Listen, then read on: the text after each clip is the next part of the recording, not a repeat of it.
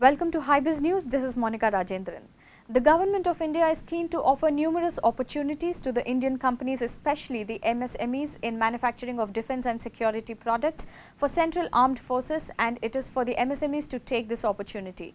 The Prime Minister has launched the Atmanirbhar Bharat mission, under which we assure that any procurement below a certain amount will be through the Indian MSME manufacturers only. We are ensuring that our domestic players get a level playing field, mentioned Mr. Vivek Bharadwaj, IAS, Additional Secretary to the PM, Ministry of Home Affairs, Government of India, in National Conference on Indigenization Requirements of Paramilitary Forces. Opportunities for MSMEs organized by PhD Chamber of Commerce and Industry.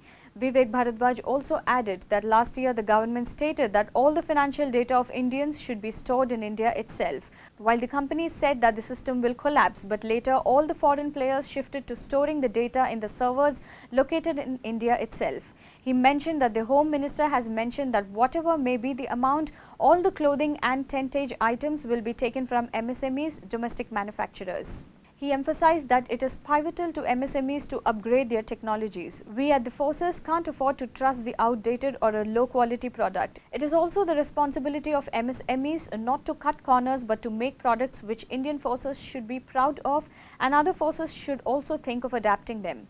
Ajay Kumar Yadav, IPS IG Provision, Central Reserve Police Force, wanted the industry to come up with the latest technologies and solutions in products like bulletproof mortar, door frame metal detector, armored vehicles, bulletproof vehicles, UBGL, baggage scanners and many more.